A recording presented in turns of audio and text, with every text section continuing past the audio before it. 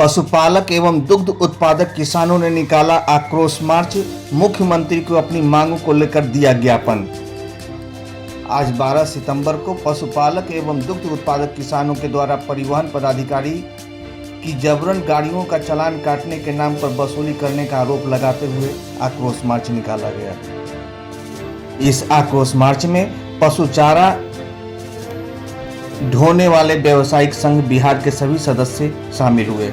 उनका कहना था कि हम लोग शिक्षित बेरोजगार हैं एवं अपनी निजी व्यावसायिक वाहन से पशु चारा की ढुलाई कार्य कर रहे हैं, परंतु चारा ढुलाई के कारण स्थानीय प्रशासन के द्वारा जबरन गाड़ी जब्त करने का भय दिखाकर चालान काटा जा रहा है, जिसके कारण हम लोगों को काफी परेशानियों का सामना करना पड़ रहा है। उनका कहना है कि इनको जो लीगल तरह से जो फाइन लगाया जा रहा है, इस तरह का फाइन नहीं होना चाहिए। इनको छूट होनी चाहिए। दूसरे राज्य में भूसा व्यापारी, पुआल व्यापारी लोग को छूट है, टूल टैक्स भी छूट है और किसी तरह का फाइन नहीं दिया जाता है। इससे सरकार को इस बार अहम मुद्दा है, इस पर विचार करनी चाहिए। और भूसा व्यापारी का रोजगार मर चुका है। सब लोग अपना अपना गाड़ी कोई लोन पर लिया है, सब अपने अपने घर पर खड़ा किए हुए हैं। रोजी रोजगार इनका परिवार किस तरह चलेगा, इस पर सरकार विचार करे। परेशानी यही है कि हम लोग भूसा के व्यापार से जुड़े लोग हैं, व्यवसाय से जुड़े लोग हैं। हम लोग को काफ़ी दूर से भूसा व्यापार चल रहा है और किसान भी है। और हम लोग किसान से कुछ रुपयों में भूसा खरीद के शहर में गौशाला, डेयरी फार्म जैसे जो गाय का पालन करते हैं, पशुपालन करते हैं, उनको हम लोग पहुंचाते हैं, जो डेयरी फार्म चला रहे हैं।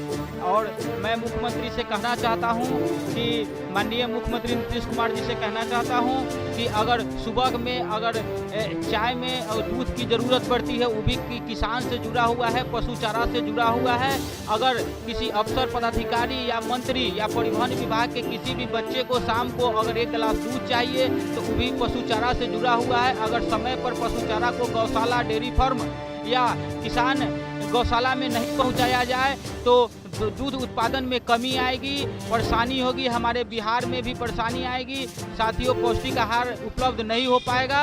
और अदर कई राज्य चारा वाहन को टोल टैक्स नहीं लगता है। पशु चारा वाहन को किसी पुलिस के द्वारा जब्त वसूली नहीं किया जाता है और परिवहन पदाधिकारी के द्वारा चालान नहीं किया जाता है।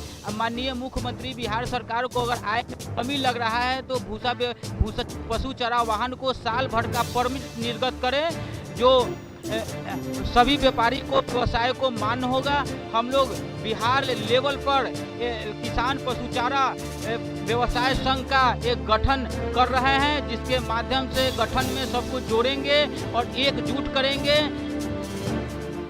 और इसी के साथ हम लोग आगे चल रहे हैं।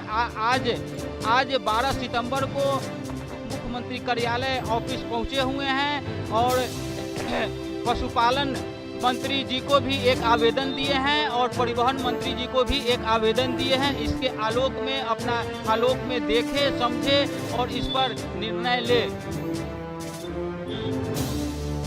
परेशानी तो हम तो, हमारा घर मुजफ्फरपुर मरवन प्रखंड रहने वाले हैं। हम लोगों को जो कारोबार है पशु चारा व्यापारी हैं हम लोग को बहुत दिनों से, बहुत सालों से यह कारोबार करते आ रहे हैं, इससे जीवन व्यतीत कर रहे हैं।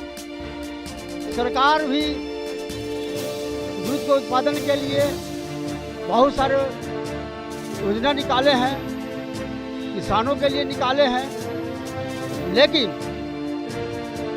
कुछ दिनों से यह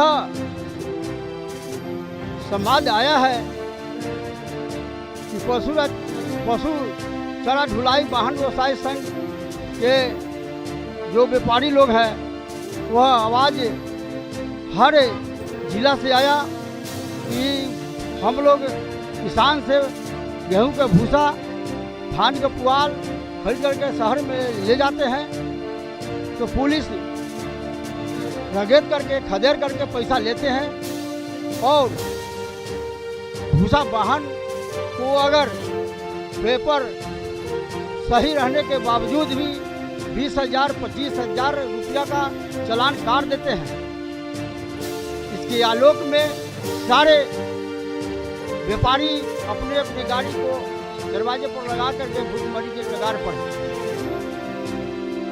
मैं सरकार से यह मांग करता हूं,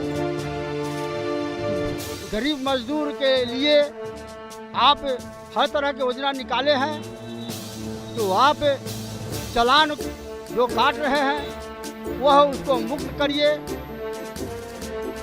भूसा जो लोड होता है वह बॉडी से हाई थोड़ा होता है, पुलिस उसको भय दिखाता है, क्यों लोड किया। अगर बॉडी भर लोड किया जाएगा तो 10 कुंटल ही लोड होगा। 10 कुंटल जब गांव देहात से अगर शहर में लेके आया जाएगा तो भूसा का कीमत 100 रुपये किलो हो जाएगा, 4,000 रुपये कुंटल हो जाएगा, 5,000 रुपये कुंटल हो जाएगा।